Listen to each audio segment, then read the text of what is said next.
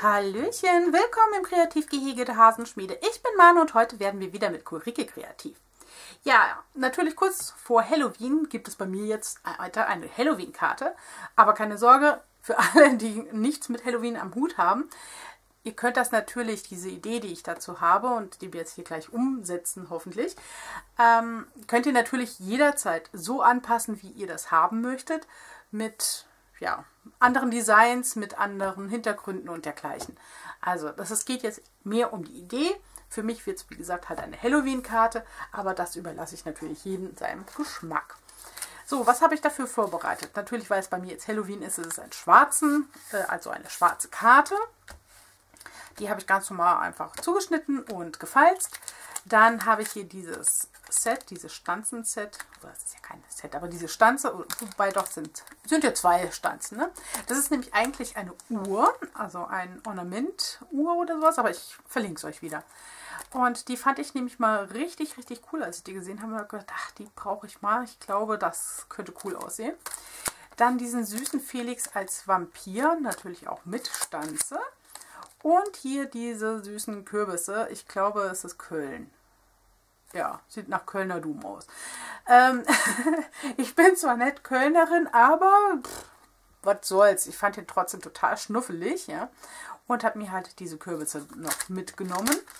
Und die werden wir, würde ich sagen, gleich anfangen zu kolorieren. Achso, was wir noch brauchen, ist das hier. Das ist mein ganzes Sammelsurium. Und zwar immer, wenn ich irgendwelche Karten, die Musik spielen oder Licht und Musik oder nur Licht oder sonst irgendetwas, dann baue ich die ganz gerne auseinander und sammle die hier in dieser Box. Und dann hat man dann halt hier so verschiedenste Sachen. Hier zum Beispiel. Ja, also die Karten finde ich selbst meistens immer ziemlich hässlich oder also definitiv nicht schön. Und aber das Innenleben kann ich natürlich gut gebrauchen und deswegen reiße ich die dann immer auf und auseinander und schreibe mir dann auch mal so grob schon mal drauf, was es überhaupt ist und lege die mir dann hier immer rein und dann, wenn ich dann halt was verbasteln möchte, hole ich mir immer gemütlich hier irgendetwas raus. Und das werden wir heute nämlich auch machen. Wir werden heute mit Musik und Licht arbeiten und so ein Teilchen hier raus verwenden. Und ja, dann würde ich mal sagen, fangen wir erstmal mit dem Kolorieren an und machen dann weiter.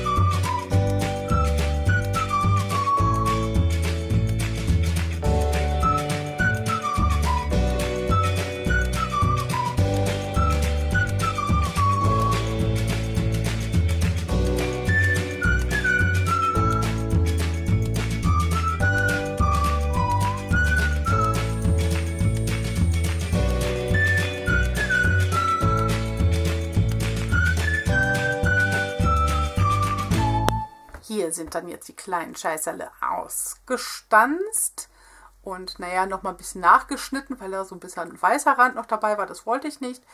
Habe dann auch den Rand auch nochmal ein bisschen schwarz geinkt, also einfach mit einem schwarzen Filzstift nochmal an den Seiten entlang. Das gibt dem Ganzen einfach noch mehr Kontur und sieht einfach noch ein bisschen schicker aus. Und ja, ihr seht, das ist einfach nur ganz normaler, ja, Cardstock ist es nicht, das ist Aquarellpapier, entschuldigt, gerade Hänger. Ja, und bei dem kleinen hier habe ich einfach 3 Lagen schwarzen Cardstock noch hinten dran geklebt. Dadurch ist er ziemlich stabil und fest. Das muss aber auch sein, weil das hier wird unser Schieber jetzt gleich dann werden. Und dazu bräuchten wir aber natürlich erstmal den Rest. Das heißt, das habe ich jetzt schon mal vorbereitet. Und zwar habe ich, ihr seht es, so. Und zwar habe ich hier mit dieser Kreisstanze, habe ich mir einfach aus einem weißen Cardstock, ja, hier die Uhr quasi ausgestanzt. Auch da könnt ihr natürlich machen, wie ihr möchtet, ja. Und ich habe jetzt nicht so darauf geachtet, dass auch wirklich hier die ganzen Punkte quasi dann halt auch wirklich an der richtigen Position wie bei einer Uhr sind. Das könnt ihr aber natürlich gerne machen.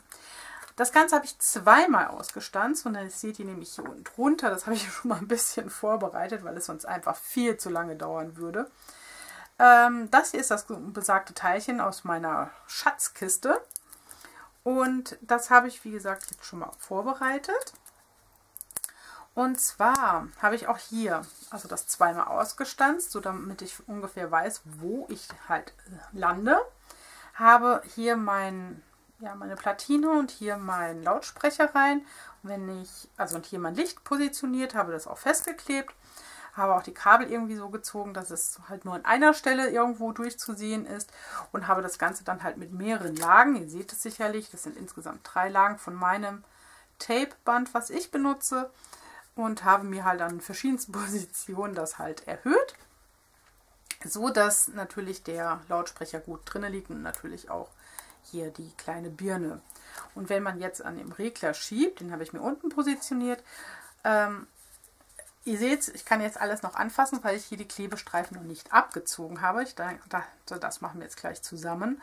Wichtig ist, dass ihr diesen Klebestreifen, auf dem halt hier dieser An- und Ausschalter quasi entlang läuft, dass ihr da nichts abzieht, weil sonst würde es ja festkleben. Wollen wir ja natürlich nicht. Das gleich, also hier könnt ihr jetzt festkleben und hier auch, aber halt den unteren bitte nicht. Hier habe ich, wie gesagt, halt so ein bisschen 3-mal übereinander gelegt und ja, hier so ein bisschen noch ausgeschnitten, weil es sah nicht so schön aus, dass man halt das Foam-Tape dahinter gesehen hat. Dafür habe ich ganz normal ja, mir fällt schon wieder nicht ein. Also mein Skalpell, danke. Mein Skalpell genommen und ja, hier hinten ausgeschnitten und habe das Ganze halt einfach nur festgeklebt. Also das ist nichts Besonderes. Hier die Lampe ist einfach mit Tesafilm festgeklebt und hier habe ich meinen ganz normalen Bastelkleber genommen, den ich sonst auch immer für alles nehme. Genauso auch für dieses Teil.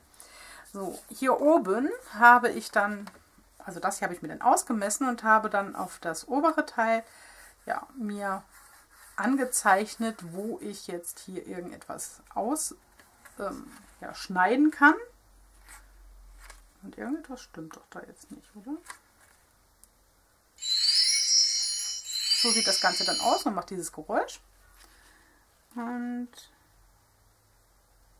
ja, irgendwie habe ich hier noch einen Zentimeter, fehlt mir hier noch. Das muss ich jetzt noch nachholen. So, das heißt, ich habe mir das angezeichnet, ich habe einfach nur ausgemessen, also ich meine, das kann wirklich jeder. Das heißt, ich habe habe einfach ausgemessen, wie viel Platz, das sind jetzt bei mir 2 cm und ja, diese mittlere Schiene läuft halt genau in der Mitte quasi und das habe ich mir hier angezeichnet, ausgemessen vorher.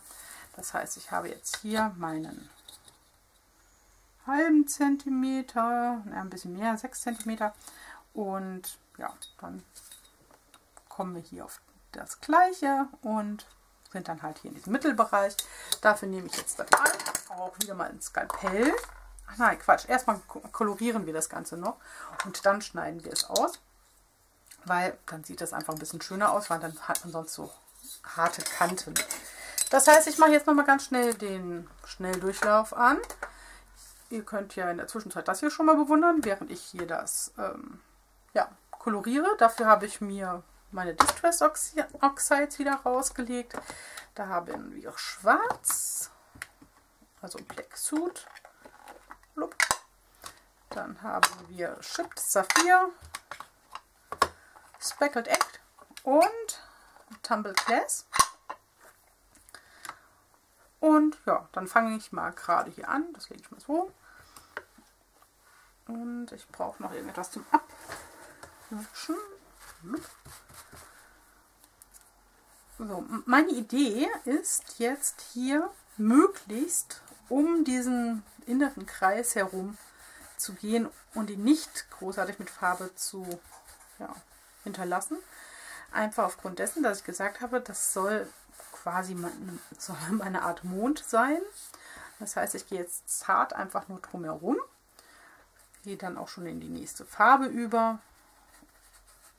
Und ja, lasse das hier auch weiterhin schön quasi frei in der Mitte.